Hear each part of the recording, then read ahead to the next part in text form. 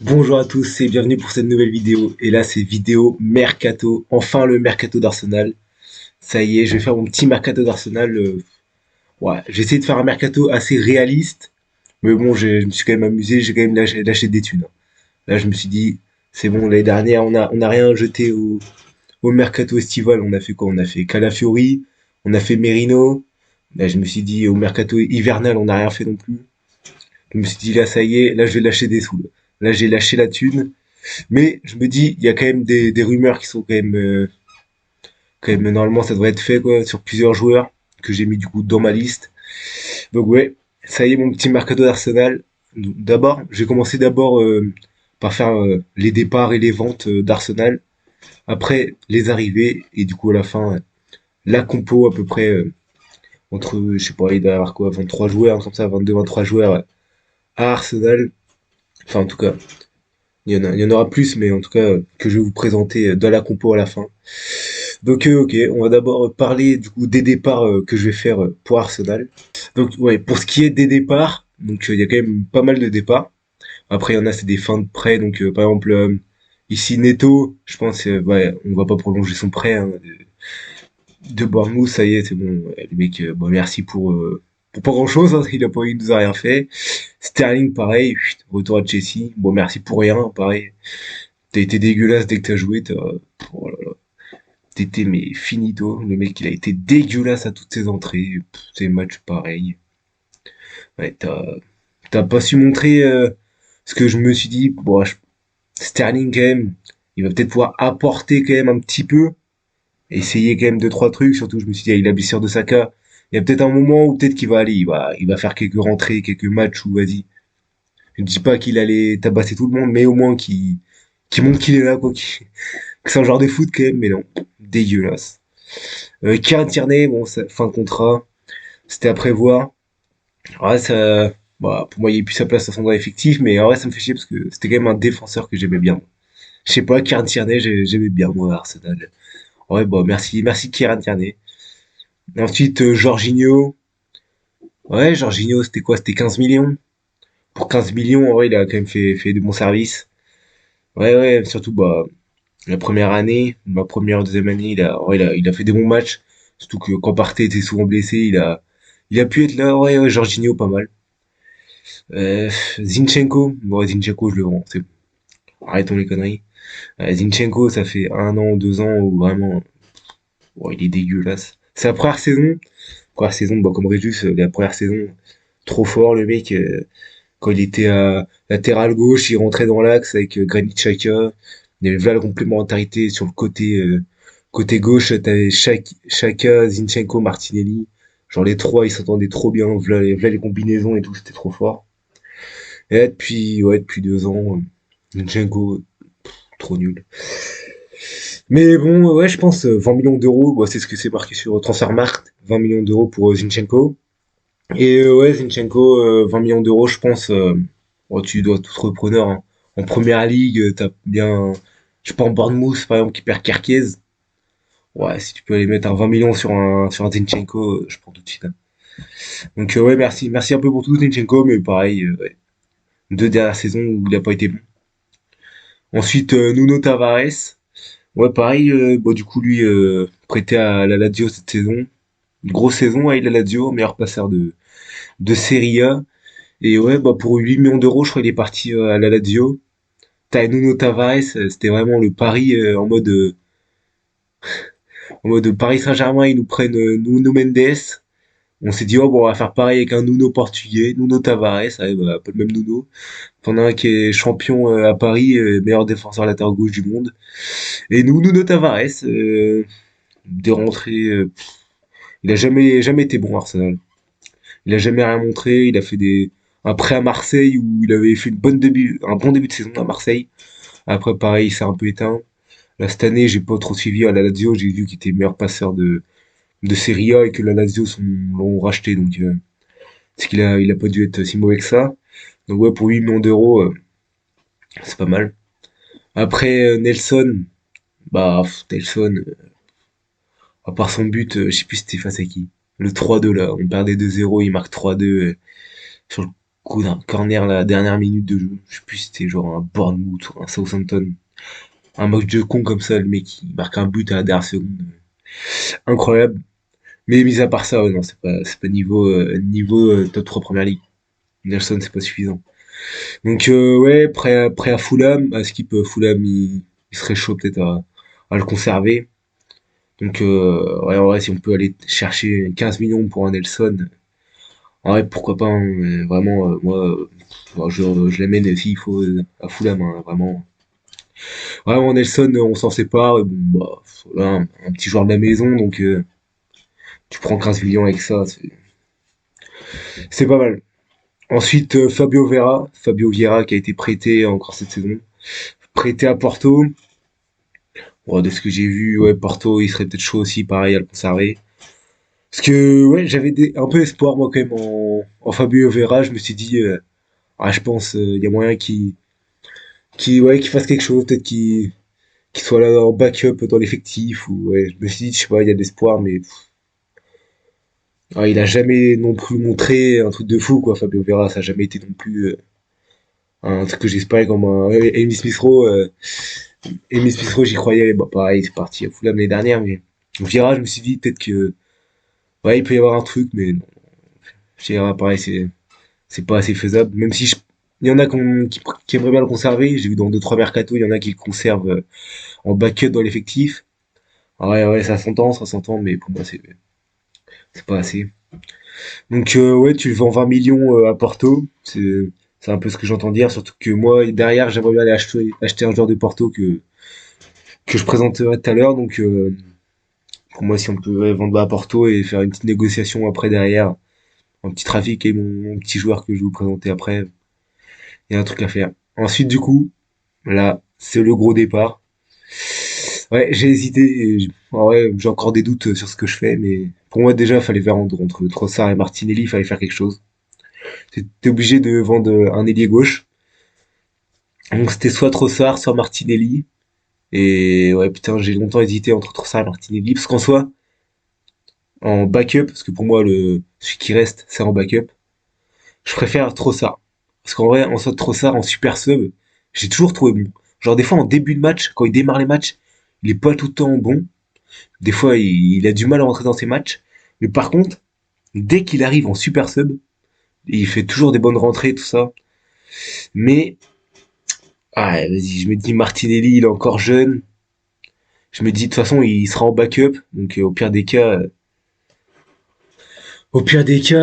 on l'a pas acheté cher. Je me dis, au moins, trop ça, on le revend un peu au prix où on l'a acheté. Mais vas-y, putain, au moins, Martinelli, il a quoi? Il a 23, 24. Je me dis, putain, en vrai, il a encore une marge de progression au cas où. Peut-être que le foot sur le banc, ça va un peu le réveiller et il va peut-être au moins, putain, essayer de tout donner pour revenir à un bon niveau, putain, et, enfin, même à un niveau où il a jamais été, quoi. Un vrai putain de niveau.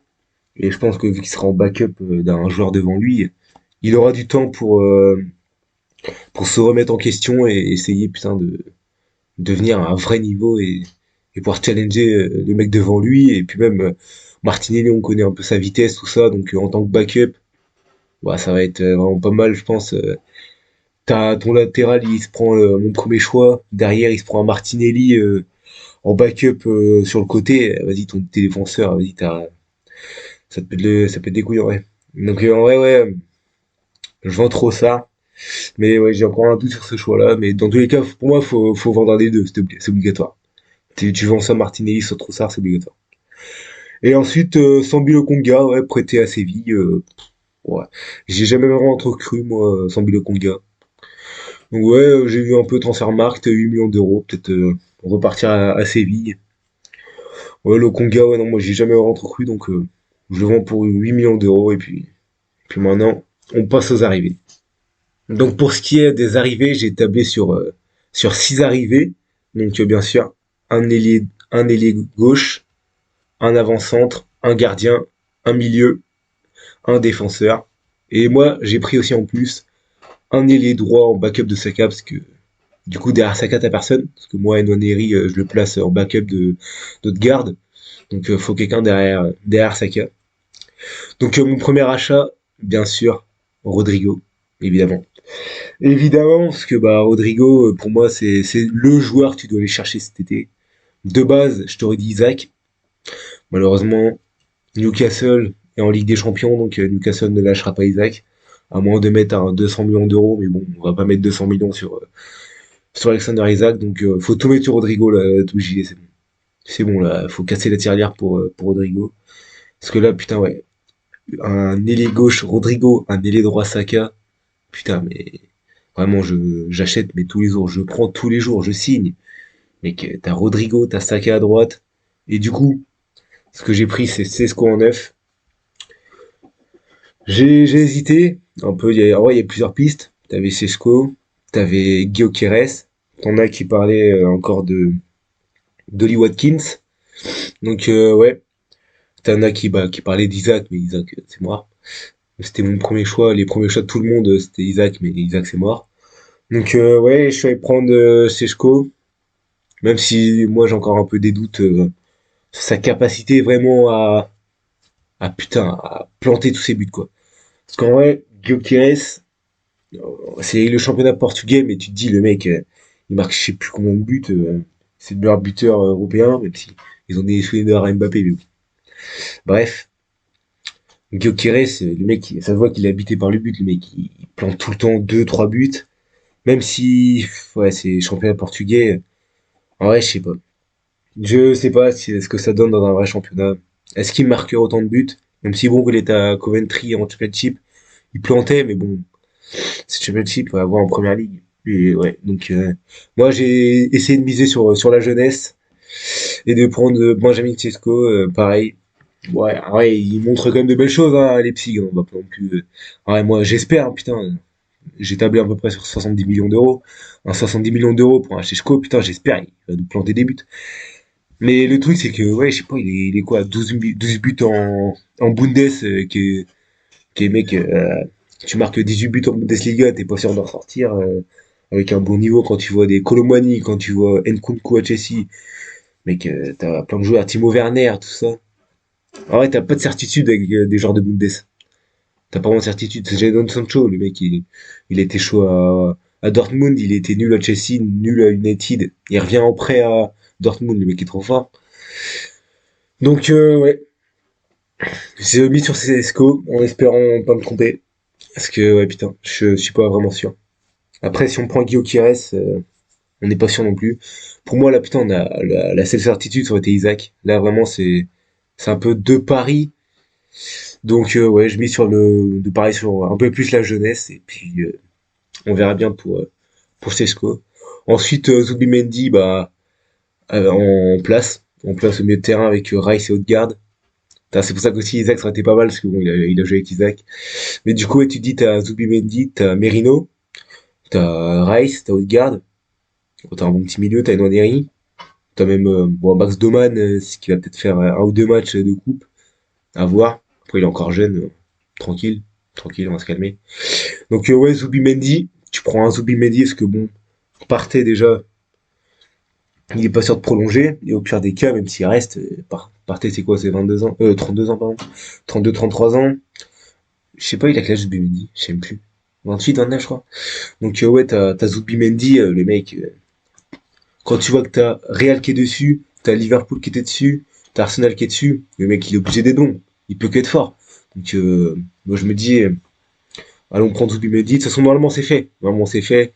Bon, à ce qui paraît, il y a le Real qui essaie un peu de détourner le truc, mais normalement c'est bon, il devrait venir à la maison. Et ouais, mais je crois que ça a été officialisé en juillet, je crois, parce que en gros genre c'est Sociedad, ils veulent que ce soit fait que ce soit établi sur le mois de juillet.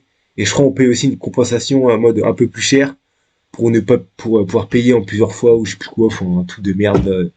Je suis pas comptable, mais vas-y, il y a un truc en mode là j'ai mis 50, mais je crois que ça a pu être 60, parce qu'on paye un truc en plus pour pouvoir payer sur, ouais, sur plusieurs trucs là, un truc de merde. Enfin bref, ça on s'en branle un peu des chiffres, mais ouais, moi, pour moi, Rodrigo, Zubimendi, Sechko, t'as même un petit du coup moi Kepa que je suis allé prendre en gardien remplaçant parce que de toute façon Neto qui part en prêt qui est qui est pas conservé donc derrière Raya tu prends Kepa bon ouais je préfère Kepa que Joan Garcia, qui est de toute façon parti au Barça. Mais déjà, Joan Garcia, ça aurait été vlachère. Après, c'est plus fort que Kepa peut-être en ce moment. C'est même sûr, c'est plus fort que Kepa en ce moment, mais le mec, il est jeune encore, ça aurait été peut-être 25 millions d'euros pour un Joan Garcia.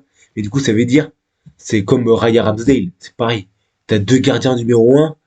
Putain, ça m'a cassé les couilles à l'époque là, déjà au début. Moi, j'aurais conservé Ramsdale, mais du coup, au final, je me suis trompé. Et putain, on a bien fait de conserver Raya. Mais ouais, putain, pour moi, Kepa, c'est une meilleure solution, parce qu'au moins, t'as pas deux gardiens numéro un, t'as un gardien établi numéro un, c'est Raya, c'est bon, c'est décidé, on arrête des conneries. Et derrière, tu prends un Kepa, le mec Kepa, grande expérience en première ligue, bonne saison avec Bournemouth, c'est 8 millions d'euros, c'est espagnol comme Raya, comme Arteta, comme Merino, comme Zubimendi. Ouais, pour moi, c'est un super choix. Et ouais, ensuite, il faut un backup à Saliba. Parce que de toute façon, moi je garde Kiwior en backup de Gabriel. Et ouais, j'avais pas trop d'idées. Au début, j'avais un peu Atto, mais Atto c'est plus. De toute façon, il nous faut un backup à Saliba, donc un droitier. Atto c'est mort, c'est gaucher. Même si c'est jeune, c'est fort, c'est à fort potentiel. Mais ça aurait pu été un backup pour Gabriel, mais bon, je préfère garder Kiwior qui a montré des choses en première ligue déjà, qui a déjà un peu l'expérience avec Arteta, tout ça. Donc j'avais aussi, je pensais aussi à Ousmane Demandé, et Ousmane Demandé, je me suis dit ça va être très cher, mais après Ousmane Demandé c'est très grand, c'est très physique, c'est très fort, ça a une marge de progression. En plus Ousmane Demandé, vu que c'est très grand, pour les coups de pied arrêtés, c'est fort pour Arsenal. Il y avait qui aussi qui pouvait être allé chercher Marc Guéhi. Marc Guéhi de Crystal Palace, ça c'est très très fort. C'est expérience première ligue, c'est sélection anglaise. Mais justement, c'est peut-être tout ça qui a un défaut aussi pour Marc Guéhi à Arsenal. C'est que pareil, ça va être hyper cher. Ça va être cher. S'il vient, je pense qu'il va pas se contenter d'une place de remplaçant. Lui, s'il vient, c'est pour être titulaire. Donc ça veut dire t'as trois titulaires pour deux places. Marc Guéhi, Saliba, Gabriel.